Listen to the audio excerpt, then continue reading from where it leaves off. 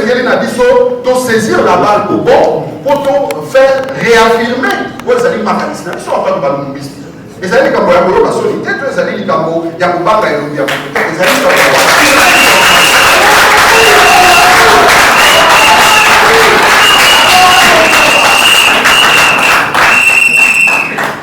alors, l'écho Moïse 7 sur 7, à tout le monde, il y a une commission autre, l'objet est signé à la coordonnée dans l'opposition.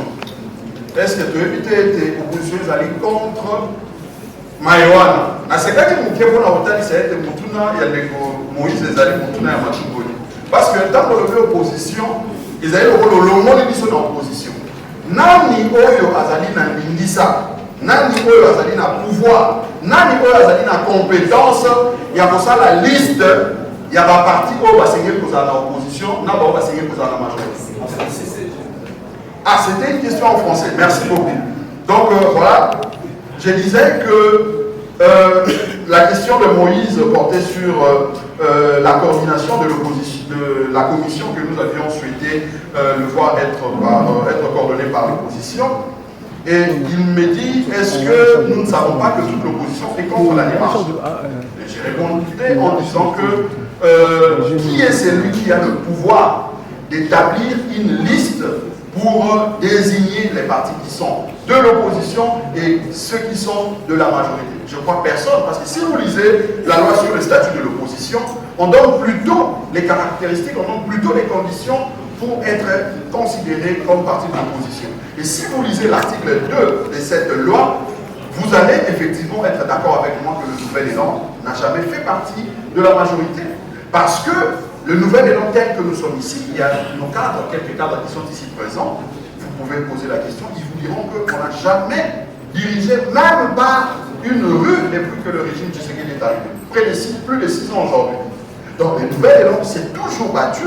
Le Nouvel Élan a toujours milité dans l'opposition parce que nous estimons que le salut de notre peuple passe par ces combats que nous menons. Et ces combats ne veulent pas forcément dire que nous devons descendre dans la rue, mais c'est plutôt de défendre nos idées, défendre l'identité de notre peuple avec des propositions aussi concrètes pour faire avancer les choses. Donc ici, moi je pense qu'il y a une frange effectivement de l'opposition qui s'oppose à cette démarche. C'est légitime. Nous, en tant que Nouvel Élan, nous trouvons que c'est légitime parce que nous avions tous voulu que la démocratie soit instaurée, soit installée dans notre pays. Et ce n'est que normal que nous puissions avoir en face ceux qui contestent une démarche et de l'autre côté ceux qui accompagnent ou soutiennent la démarche. Donc nous sommes de ceux qui avions toujours porté ces combats depuis.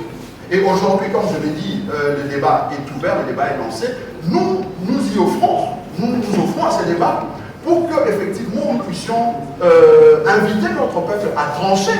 Parce que nous, en tant que nationalistes, en tant que lumumbistes également, nous ne pouvons pas rester justement indéfiniment frustrés.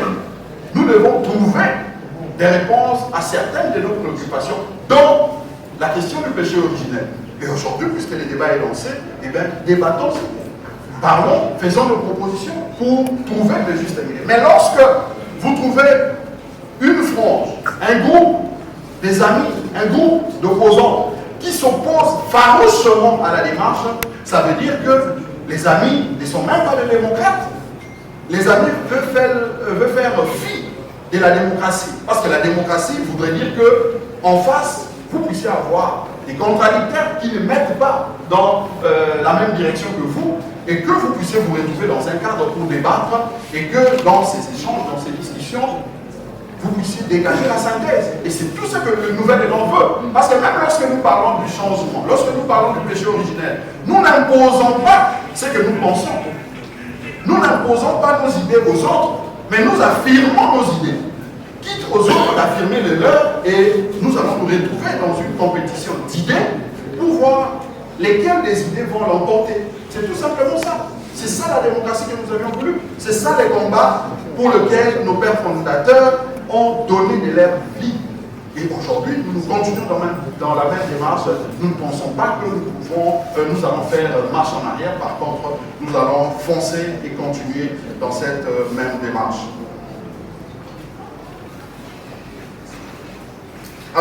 Global TV, notre ami voudrait savoir si dans cette démarche de changement, est-ce que nous pouvons ici dire que nous allons nous retrouver du côté de l'Union sacrée pour signer sa charte? Je crois que j'ai répondu à cette question.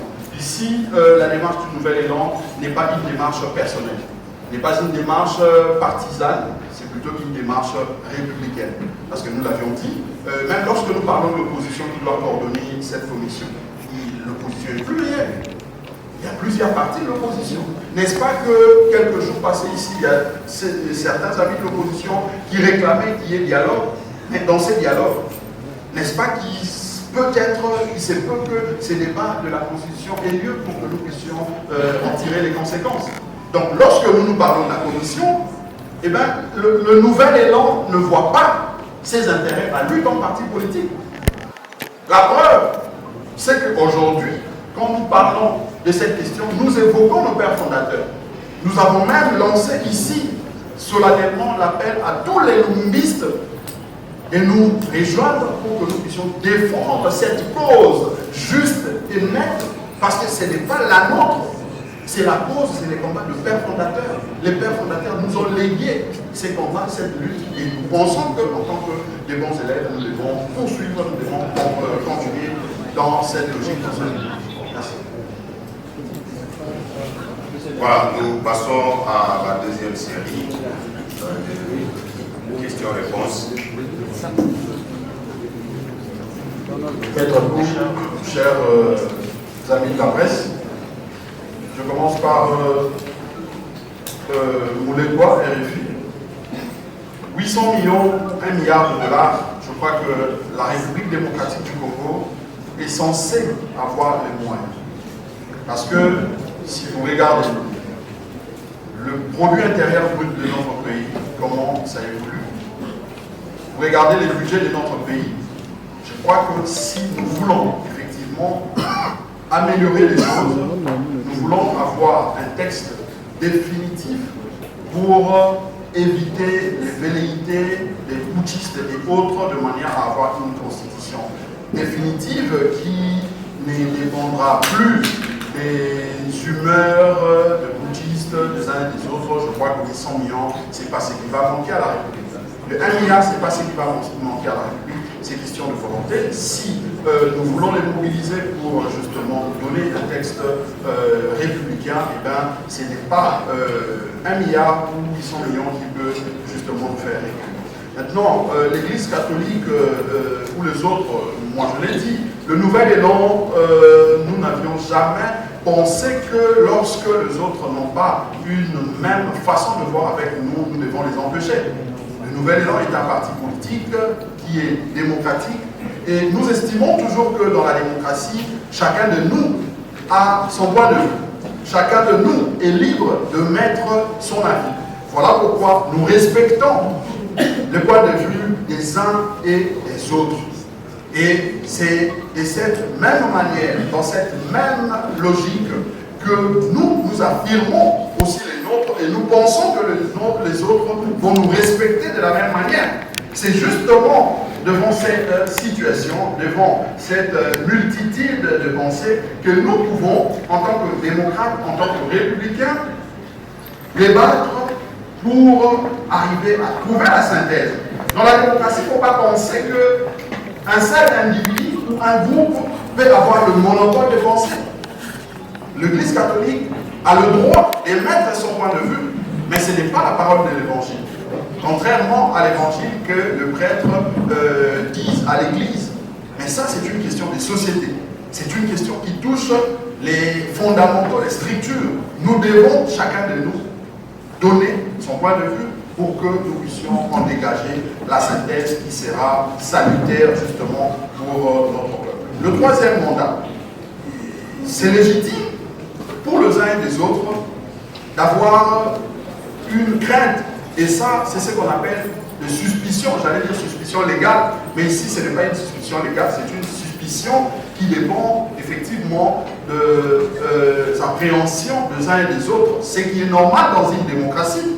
Mais nous pensons que même dans le cas, dans l'hypothèse de ces suspicions, il est toujours possible que nous puissions nous accorder autour d'une solution qui soit salutaire pour tous.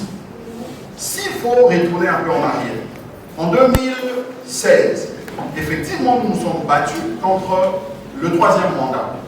N'est-ce pas qu'aujourd'hui, nous nous retrouvons face à un autre pouvoir qui n'est pas le même pour lequel nous nous sommes battus en 2016? Donc c'est pour dire que les suspicions sont légales, mais les suspicions ne sont pas forcément ce qui est censé être ou ce qui devra être. Donc ceux qui soupçonnent cela n'ont pas tort, ont le droit de soupçonner, mais nous qui pensons que toujours dans ces soupçons, même dans l'envie des autres qui pensent qu'ils doivent aller dans ce sens-là, nous pouvons nous retrouver ensemble pour discuter et trouver la voie des sorties. Si vous lisez l'article 219 de l'actuelle Constitution, cet article donne les dispositions pour lesquelles on ne peut pas toucher, même en cas de révision de la Constitution. Donc aujourd'hui, pourquoi est-ce que nous ne penserions pas à cette hypothèse-là, à cette possibilité-là, de dire par exemple que nous pouvons changer la Constitution pour respecter premièrement la procédure, partant de l'histoire et de l'idéologie, mais en laissant les dispositions qui peuvent prêter à confusion, qui peuvent créer des problèmes dans son précis état. C'est toujours possible. Donc toutes les hypothèses sont possibles si les gens sont de bonne foi, si les gens sont vraiment des démocrates et des républicains, pourvu que nous puissions nous retrouver et discuter et au finish donner à notre peuple ce qui est le plus important. Fils Kazadi est revenu sur la même question de dire que nous suivons l'IDPS. J'insiste pour dire que c'est l'IDPS que je peux vous rappeler, en 2014, lorsque Adolphe Mouzito, je l'ai dit, était député du Badou, membre de l'MP, à l'époque, quand il parlait déjà du changement de la Constitution, l'UDPS, dans l'opposition, s'est battu dans la lutte pour dire qu'on ne peut pas changer cette Constitution. L'UDPS s'est battu pour dire qu'on ne peut pas modifier la Constitution. Mais aujourd'hui, c'est l'IDPS qui en parle. Entre l'IDPS qui s'est battu pour qu'on ne change pas, pour qu'on ne modifie pas cette Constitution en 2014, pour ne parler que de cette période-là, et nous qui étions dans la logique de changer et de modifier cette Constitution, qui a suivi l'autre? Je ne pense pas que le nouvel élan est en train de suivre l'IDPS. Le nouvel élan, comme je l'ai dit, est resté constant. Nous sommes dans la constance de nos idées. Nous sommes dans la constance de notre lutte, de notre combat. Mais aujourd'hui, ça nous fait plaisir de voir que lorsque nous prêchons, on arrive à amener des nouveaux, de brebis qui se répandent pour reprendre le chemin ou la voie des nationalistes. Ça, il faut le saluer. Ça, il faut le saluer. Donc, pour nous, l'UDPS est revenu à la raison. Quoi de plus normal que nous puissions ouvrir cette brèche, ouvrir cette boîte à Pandore pour les autres, que nous puissions débattre et tirer justement les choses au clair. L'article 220, c'est comme je l'ai dit, c'est une disposition. C'est vrai, cet article verrouille un certain nombre de matières. Mais tout est question d'échange, tout est question de discussion. Nous pouvons dire que nous changeons la Constitution, mais dans le fond de cette Constitution, il y a des dispositions que nous pouvons maintenir telles que élaborées, telles que rédigées actuellement. C'est faisable. Par exemple, l'article 220.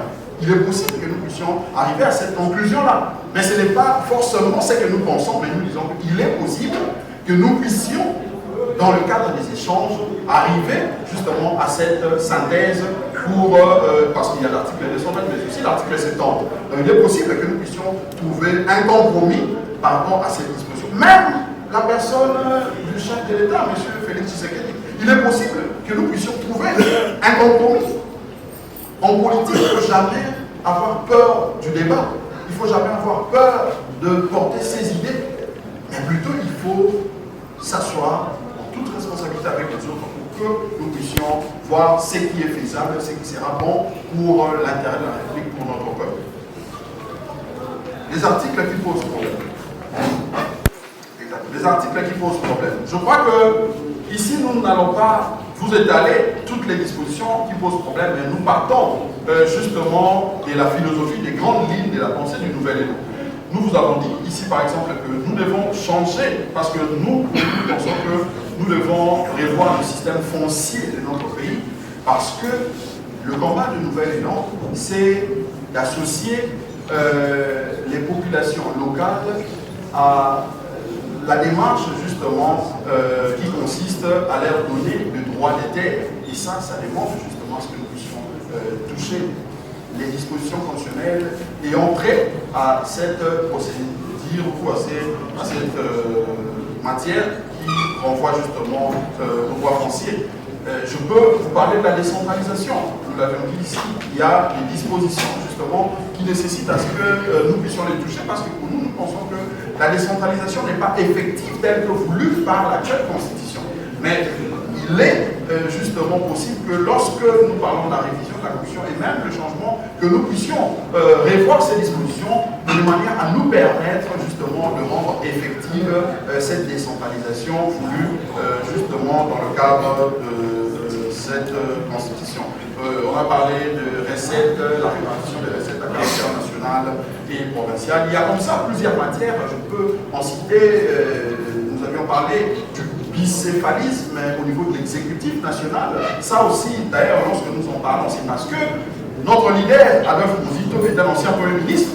Il a vécu, quand il parle du bicéphalisme, il n'en parle pas comme un théoricien, il en parle comme quelqu'un qui a palpé, qui a exercé le pouvoir, et il en connaît quelque chose. Il a vécu ce qu'il, à l'époque, il appelait déjà le gouvernement parallèle. Est-ce que devons-nous continuer? Parce que les réformes, c'est la résultante des expériences vécues. Et Adolphe Muzito, ici, en tant qu'ancien Premier ministre, il a vécu justement cette cohabitation-là, en d'autres termes, ce bicéphalisme-là. Et aujourd'hui, lorsque nous en parlons, nous avons les éléments.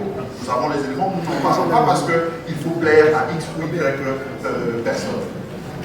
Alors, un piège pour le glissement. Oui, je crois que ça revient même par rapport au mandat. Donc, le piège, parce qu'en politique, il faut toujours se dire que les uns et les autres viennent avec des stratagèmes, avec des idées pour effectivement essayer de piéger, tout ça. Mais on dit toujours qu'il est possible, comme je l'ai dit, dans une démocratie, que nous puissions réussir à convaincre ceux qui ne regardent pas dans la même direction que nous pour qu'ils reviennent à la raison.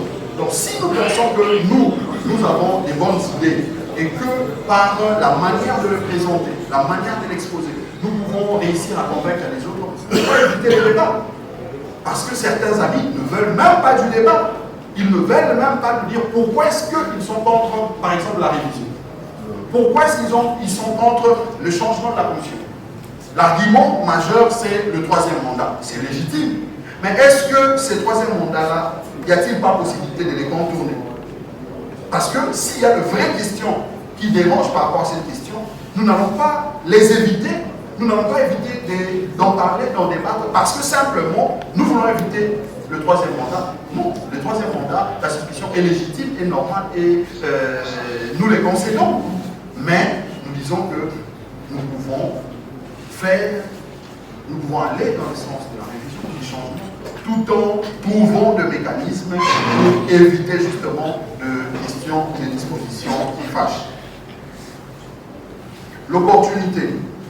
Ben, moi, je ne sais pas, l'opportunité, déjà, si vous lisez la Constitution, vous verrez, en tout cas, vous ne trouverez nulle part une disposition qui parle de l'opportunité du changement. À part le fait que l'article 200, si ma mémoire ne me trahit pas, 214, qui parle de la révision qui ne doit pas intervenir, 219, qui ne doit pas intervenir pendant la période de guerre ou l'état des sièges. Mais l'opportunité, si nous pensons qu'aujourd'hui il n'y a pas d'opportunité, et à quel moment allons-nous trouver de l'opportunité? Nous pensons que les débats, comme je l'ai dit avant, on en parlait comme un fait privé en tant que parti politique. Mais maintenant que ces débats est élevé au niveau des institutions, eh bien, saisissons la balle au bon pour que nous puissions en parler, nous puissions trouver des solutions de manière définitive et nous éviter justement de revenir sur ça pour se pencher à autre chose, se pencher à la gouvernance. Parce qu'aujourd'hui, la classe politique de notre pays, nous voulons donner l'impression comme si cette question de la Constitution était la seule question qui dérange. Non, ici on a évoqué les questions sécuritaires. nous avons évoqué les questions dissociables. Donc il est possible.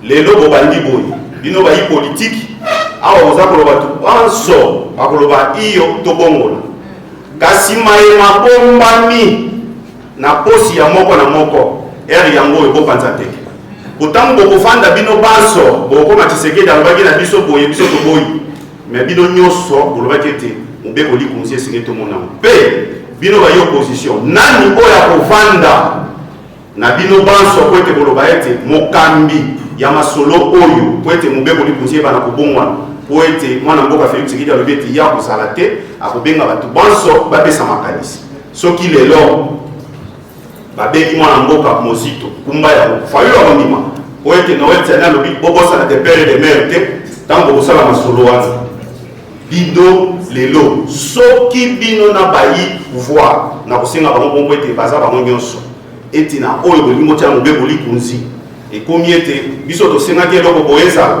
ezali te kasi bino banso ozolelaka koloba ete tobongola yango nyonso kampagne na bino ekozala ya kosimbama bongo to mpe mutu na mutu azala eloko na posi nde eloko na lingala loba kolokosala lingala mpona bato banso baye. Le référendum peut occasionner le report de prochaines élections. Je l'ai dit, toutes les questions qui peuvent nous faire peur, qui peuvent nous inquiéter, il est possible que nous puissions trouver des réponses à ces questions-là. Il n'y a aucune inquiétude, aucun problème qui n'a jamais trouvé de réponse dans notre démocratie. Donc si nous pensons vraiment que nous voulons aller dans le sens du référendum pour mettre en place une constitution, pour élaborer le projet à soumettre, le projet de constitution à soumettre à notre peuple pour son adoption, eh bien, il est possible que nous puissions nous conformer aux règles de l'art pour ne pas justement déranger les susceptibilités des uns et des autres. Donc nous, c'est ça justement notre démarche. Nous ne voulons pas appuyer une option politique, mais nous voulons rester justement dans la procédure, nous voulons rester dans la démarche pour éviter justement les suspicions. Vous avez parlé de la manipulation. Effectivement, c'est tout ce que nous ne voulons pas. Donc nous devons dire clairement à notre peuple ce qui doit être. Nous devons en tout cas décliner clairement nos idées devant le peuple, de manière à ce que le peuple tranche. Aujourd'hui, lorsque le nouvel élan parle du changement de la Constitution, ou même la révision, les gens pensent que c'est une question de vie et de mort. Pas du tout. Le nouvel élan en tant que démocrate, aujourd'hui, si le peuple estime que c'est pas maintenant, on ne peut pas en parler maintenant et qu'il vote pour autre chose que le changement, le nouvel élan va s'incliner parce que nous sommes des démocrates. Aujourd'hui déjà, puisque nous sommes gouvernés par l'actuelle constitution de 2006, n'est-ce pas que nous continuons à dire que cette constitution est une constitution de transition parce qu'ayant été élaborée par un parlement de facto, les députés qui l'ont en tout cas rédigé, élaboré, étaient nommés par un pouvoir de facto, et le président qui l'a promulgué était un président de facto. Mais nous sommes régis par cette même constitution parce que nous sommes des démocrates. Donc, puisque la majorité avait estimé qu'il fallait aller d'abord avec cette constitution, nous nous sommes inclinés, mais cela ne nous a pas enlevé. Ce que nous continuons à défendre jusqu'aujourd'hui, c'est le péché originel, la démarche de l'humaniste, la démarche du nationaliste. L'article 217 de la Constitution. Bon, je crois que ici, nous parlons du changement de la Constitution. Je ne vais pas entrer dans cette polémique parce que nous sommes assez matures, nous sommes assez intelligents pour essayer justement de départager cette question. Mais ce qui est important par rapport à notre communication d'aujourd'hui, c'est de dire que le nouvel élan reste dans sa constance qui consiste à dire que nous devons avoir une constitution républicaine émanant de notre peuple. Mais m'amener à cette question, je pense que ce n'est pas l'objet, ce n'est pas ce qui est le plus important. Notre ami de MK Buzz, bon, alobeli mingi makambo ya agenda caché. Nalobaki yango na politique, surtout pas politique, yango cannabis. Mais c'est ici effectivement, il y a Kozala, na moi, Maël Mabe, moi, Makanisi, Yakobombana, il y a un moni biso, na Adolphe Mozito, biso, na Nouvel Élan, tolingaka kobomba oyo ezali makanisi ya biso te. Soki otali la plupart ya bitumba oyo tozali kobundela makanisi oyo tozali kobundela yango wana nde mwana mboka Adolphe Muzito atya yango na babuku na ye oyo tobengi batribune. Ezali mpona kotalisa ete biso tozali bato oyo tokendaka na nyamu te, tozali bato oyo tobombanaka te na nsima ya makanisi na biso. Makanisi na biso par rapport ya changement ya constitution totalisi bino yango awa tolobi yango koleli. Makanisi mpe soki mpona oyo etaki révision totalisi badisposition oyo biso tobanzi ete esengeli to révise. Mais koloba ete nyamu makambo ya kobombana ezali effectivement bazali na nzela wana bazali kobanza ete na nsima ya makambo oyo etali mobeko likonzi oyo bango bakoki kobombana po ete baya na baagenda na bango kashe esengeli babibimisa mongo na peuple. Soki mpe babibimisi te peuple na biso ayeba kotala bango na biloni parce que ndenge nalobi awa balobaki lobi to changer constitution lelo babongwani peuple akoki kobimisa bango na etanoike. Balobaki ete esengeli to modifier constitution lelo babongwani peuple akoki kobimisa bango na etanoike.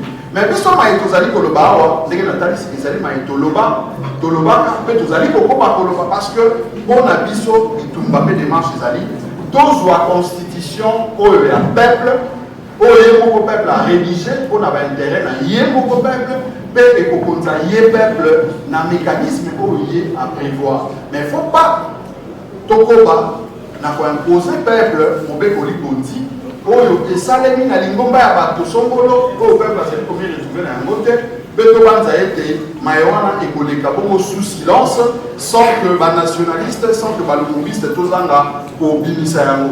Lelo oyo tozongeli kobimisa mpona kotalisa solo ete esengeli na biso en tant que peuple souverain oyo tokutaki na souveraineté na biso na 1960 to revendiquer mpe tosapproprier souveraineté na biso en commençant par le texte oyo ezali kokamba biso oyo ezali koorganiser bokambi na kati na ekolo Congo. Je vous remercie.